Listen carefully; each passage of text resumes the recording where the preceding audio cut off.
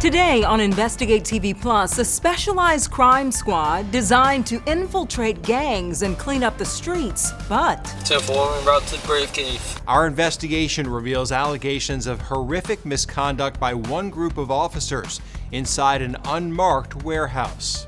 Plus, a classroom conundrum. We thought we knew what the problem was. We just have to pick up the kids and take them to school. Students across the country are missing school at an alarming rate. This is our Race for Attendance Challenge Board. We show you how one teacher encourages kids to be present and be counted. And one woman's adventure of a lifetime became a life-saving moment. I tell people sometimes that the trail, it almost killed me, but it also saved my life. In-depth stories that inform and inspire. You're watching Investigate TV Plus. This nondescript warehouse in Louisiana's capital city holds a troubling secret. Unofficially known as the Brave Cave, this former inmate processing facility was run by the Baton Rouge Police Department's Street Crime Squad until August of 2023.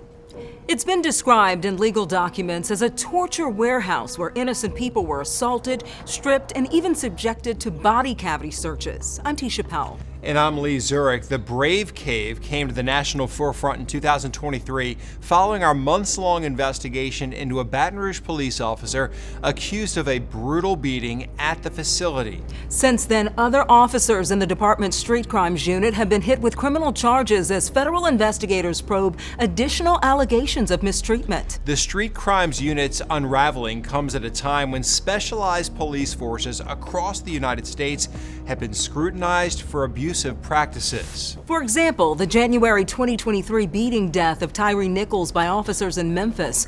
The 29-year-old black man died 3 days after police video showed 5 officers kicking, punching, and hitting Nichols with a police baton following a traffic stop.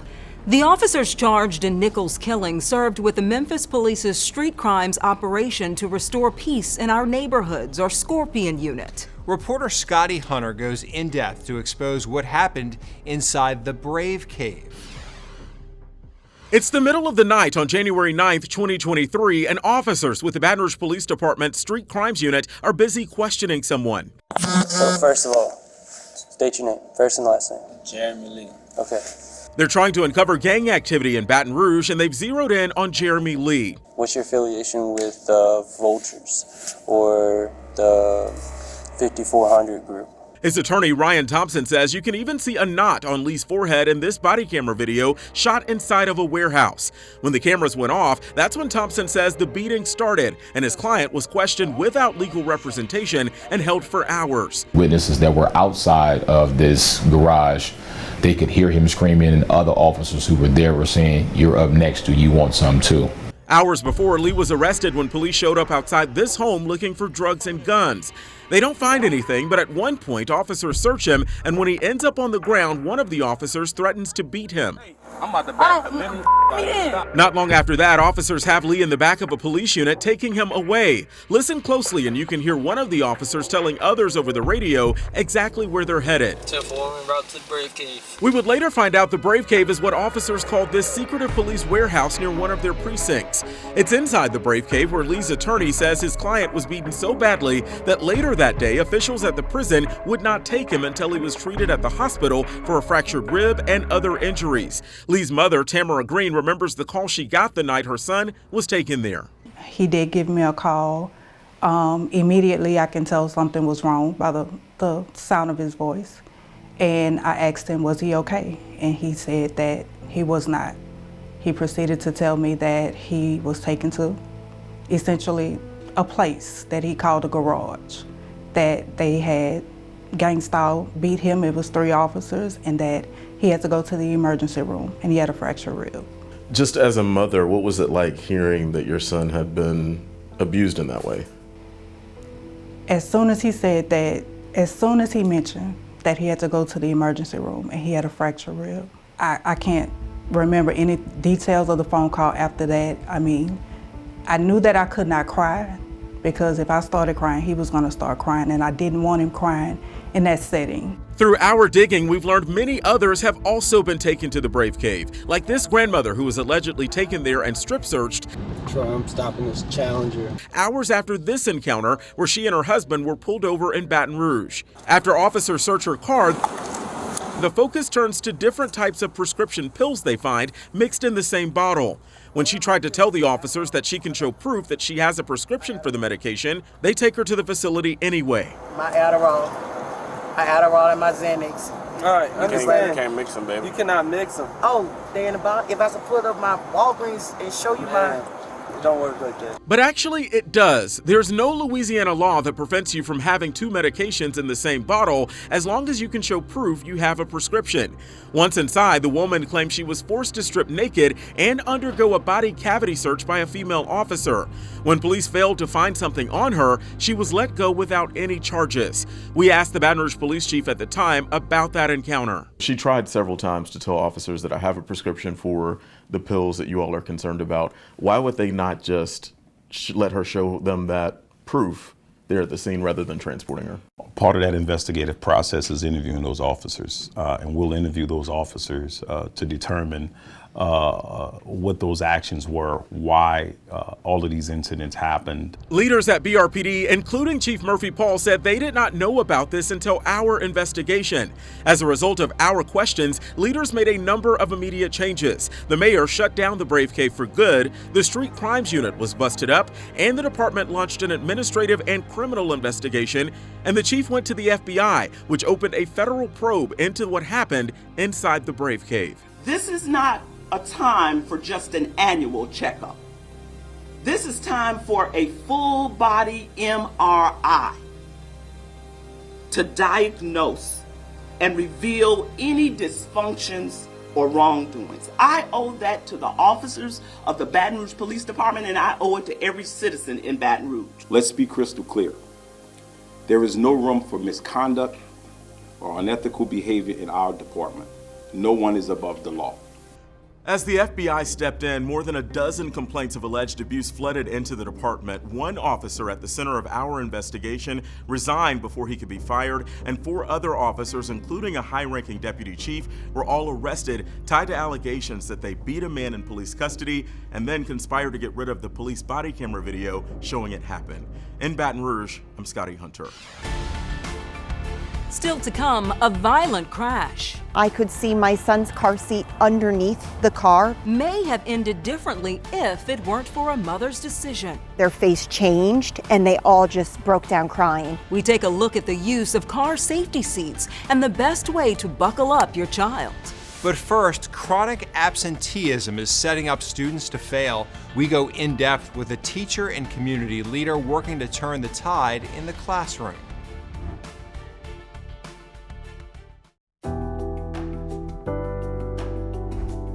Attendance is receiving a failing grade in school districts.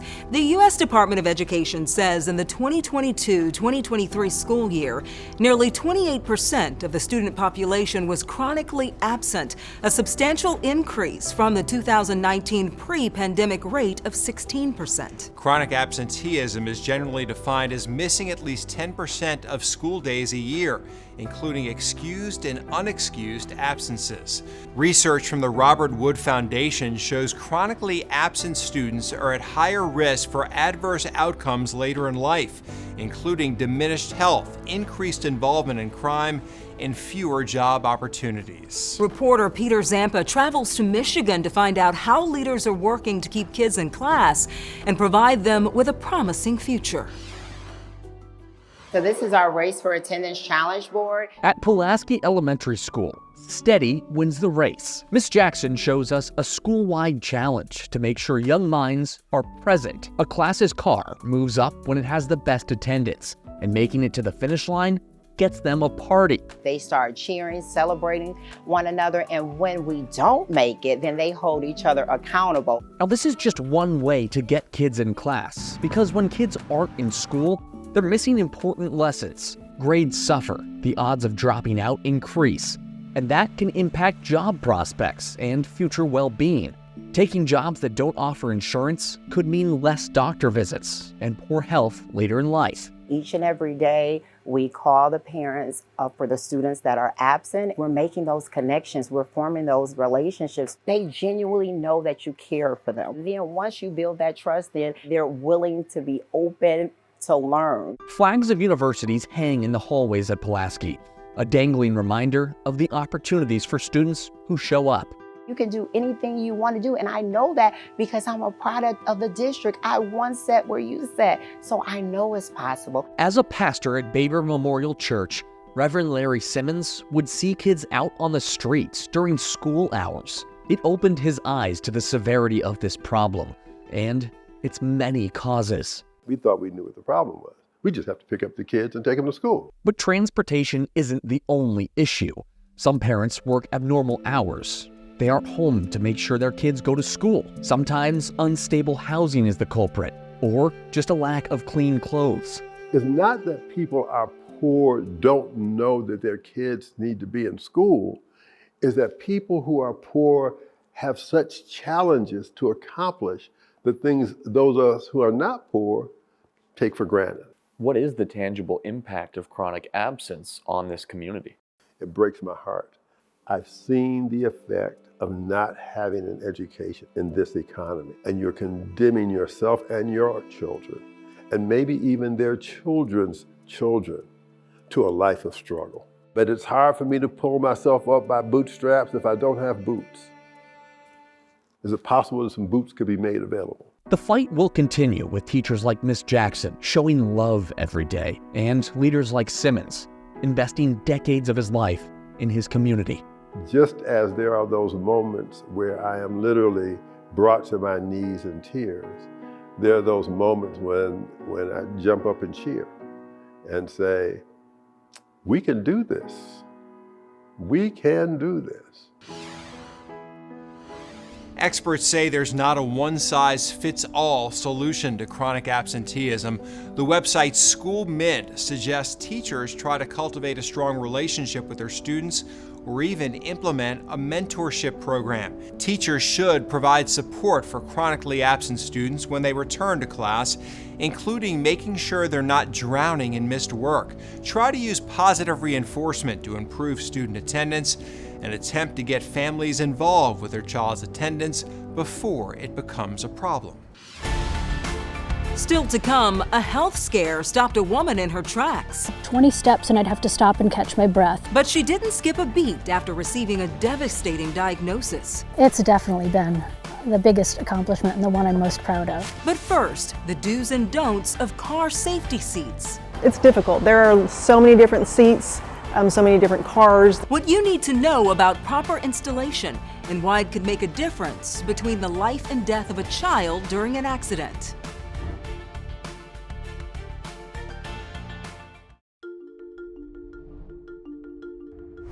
Families spend a significant amount of time on the road, and according to the website safekids.org, traffic collisions are the #1 cause of death among children ages 5 to 19. Infant seats, boosters, and seatbelts are all critical tools that can help keep children safe in the car.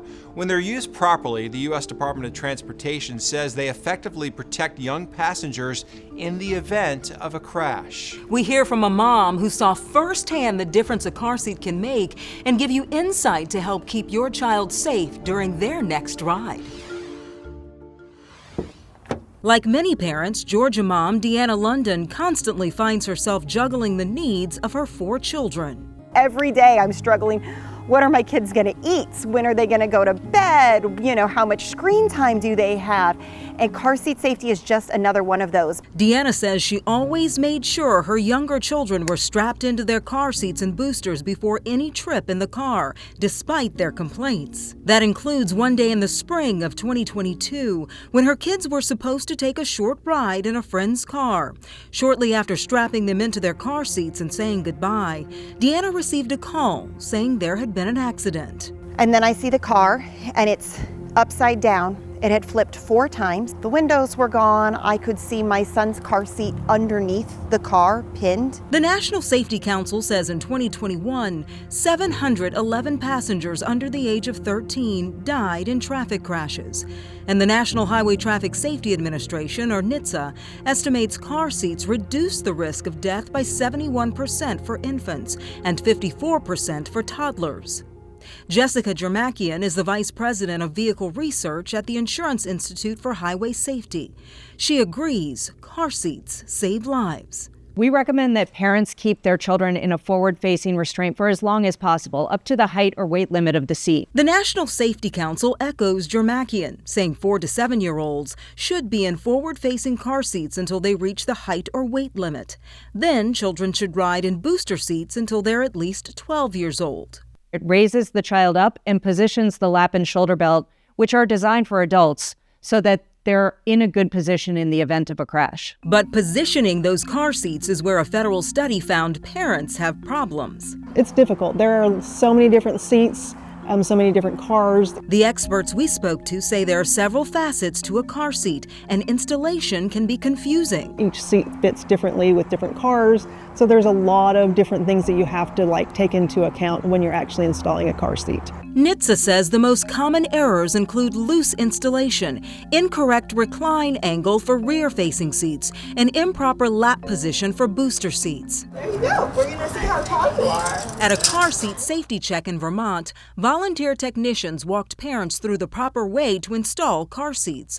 And before they could leave, they were asked to show the techs what they learned. If they had to move it from the seat that we did it today into a different car or a different position in the car, they would feel comfortable on moving that seat properly. Back in Georgia, Deanna considers her children fortunate following their frightening accident. When I saw them, they all jumped up and came running to me, but you saw that moment where their face changed and they all just broke down crying. Deanna says her children walked away with very minor injuries because they were properly strapped into a car seat. They're alive because we made good choices.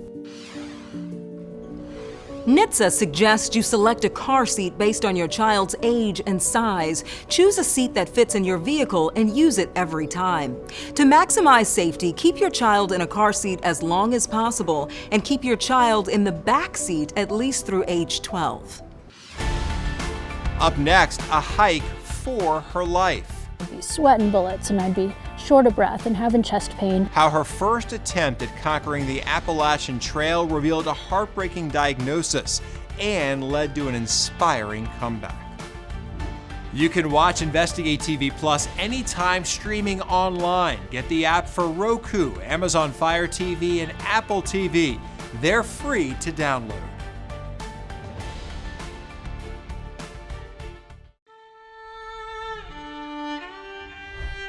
The Appalachian Trail, also called the AT, is a hiking trail on the East Coast that extends almost 2,200 miles between Springer Mountain, Georgia, and Mount Katahdin, Maine.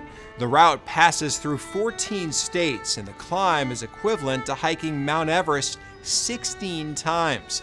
Hikers say it takes approximately 5 million steps to complete. An attempt to hike the entire Appalachian Trail would become a life-changing experience for a woman from North Carolina.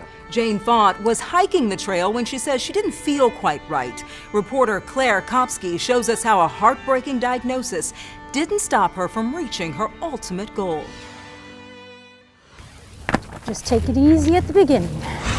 Jane Font, one step at a time, has been an adventurer. I think our climb is 600 feet for this mountain. Her whole life. That's better than 3,000. If it rains and it's a good time to paddle, we go paddling. If it's beautiful fall colors, we'll throw on a backpack and go out for the weekend backpacking. We've got a good weather window now, right? Oh yeah. In 2021, she decided to embark on the adventure of a lifetime. We were on the Appalachian Trail and we were attempting a through hike. So that would be hiking the whole trail, 2,200 miles in less than 365 days. About 3 months and 1,000 miles in. I would come to a hill and I would struggle to climb 20 steps and I'd have to stop and catch my breath. Her focus changed from the views to her body. And I'd be sweating bullets and I'd be short of breath and having chest pain. That's when I looked at my husband Clyde and just said, something's not right. After weeks of discomfort, she and Clyde made the devastating decision to get off the trail. It was heartbreaking. Yeah, absolutely heartbreaking. This is your heart. After several appointments near her home in the mountains, she wound up seeing a cardiologist in Charlotte who found her symptoms were spot on for hypertrophic cardiomyopathy, known as HCM. It's basically characterized by increase in the wall muscle size of the heart. Now, for most of the muscles in our body, we like to have them bigger, but for the heart, we don't want it bigger. You learn this, what's going through your head? My life is going to be over. Yeah. Maybe not my life, that's probably a little melodramatic, but my life as I knew it. It's a genetic disease that usually appears in teenage years, but for patients like Jane, it took until she was 55.